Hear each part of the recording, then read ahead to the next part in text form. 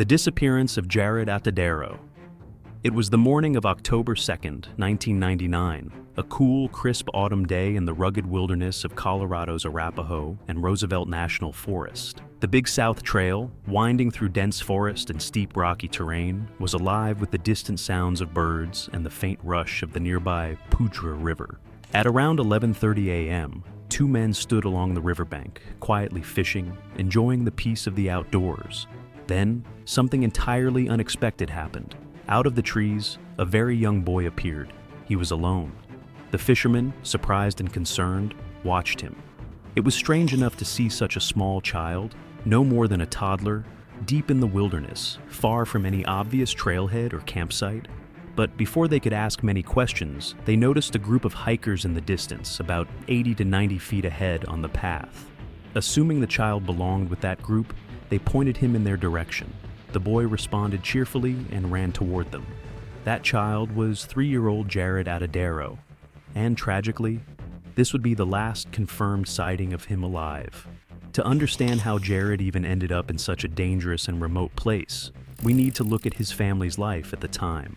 His father, Alan Atadero, was a divorced single parent raising Jaryd and his 6-year-old sister, Jocelyn.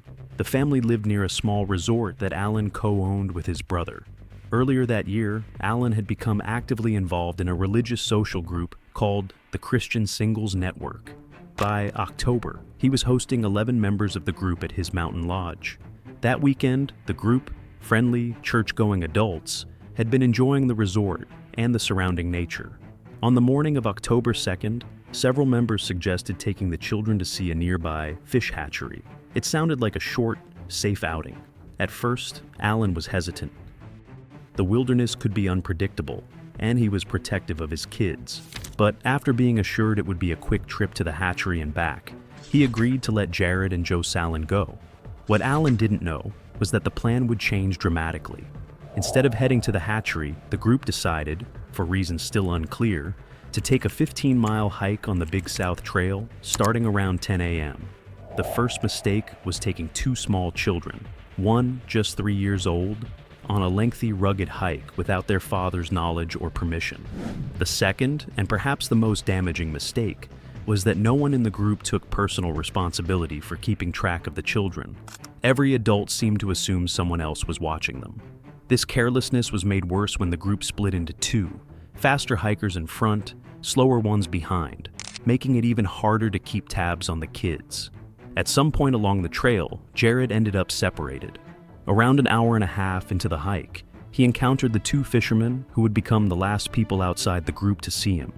After their brief conversation, he ran toward the hikers ahead.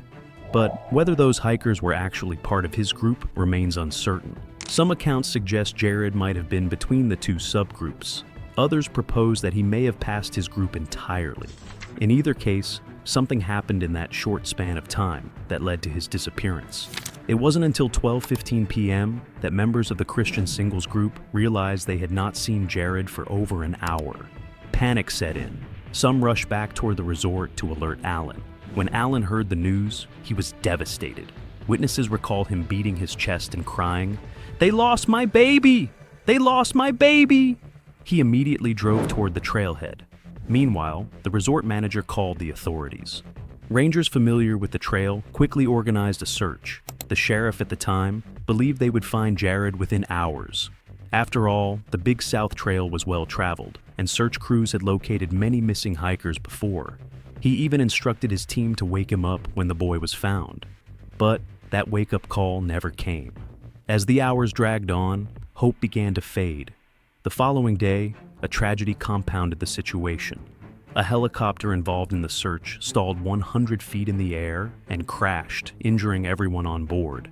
By October 7th, the search had grown massive. Over 200 professional rescuers joined in. They brought in dog teams, experienced trackers, divers to search waterways, and even a plane to scan the area. Still, not a single trace of Jaryd was found. On October 8th, after 5 exhausting days with no leads, the official search was suspended. The case quickly became a media sensation, partly because of the boy's age and partly because of the mystery. The incident also spurred legislative change. Colorado's governor signed the Amber Alert plan into state law shortly afterward. Despite the attention, Jaryd's trail went completely cold. It wasn't until June 4th, 2003, nearly 4 years after Jaryd vanished, that new evidence surfaced. Two hikers, Gary Watts and Rob Osborne, were making their way through a remote area roughly 500 feet above Jaryd's last known location when they spotted something unusual: a small child's clothing, torn and weathered, along with one sneaker. They immediately recognized the possible connection to Jaryd's case and alerted the authorities. A more thorough search followed. 10 days later, searchers made a chilling find: a single molar tooth and a fragment of a human skull.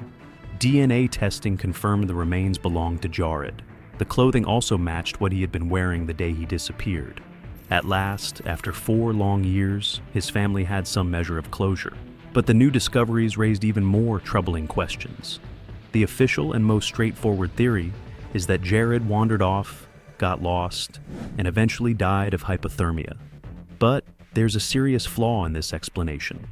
The location where his remains were found is extremely steep and rocky, challenging even for an adult to reach, let alone a 3-year-old. A second theory suggests that Jaryd was attacked by a mountain lion, which could explain how he ended up in such a remote, elevated spot. Cougars live in the area, and while rare, attacks on humans do occur, especially on small children. Supporting this theory, several members of the hiking group, including Joss Allen, reported hearing a distant scream that day. However, the animal attack theory has major problems. No blood or animal hair was found on his clothing. Even stranger, his pants were inside out when discovered, something no wild animal could do. Additionally, the sneaker found near the site was in remarkably good condition, showing little wear despite enduring 4 harsh Colorado winters. This has led to a third, more sinister possibility: that Jaryd was abducted and killed by another person, and that his remains and belongings were deliberately placed in the mountains years later. This would explain the good condition of the shoe, the unusual state of the pants, and the absence of predator evidence. To this day, no one knows the truth. Was Jaryd a victim of the wilderness, a mountain lion, or something far more disturbing? The only certainty is that the mystery of what really happened to Jaryd Atadero remains unsolved, and the answers may have been lost forever in the silence of the Colorado mountains.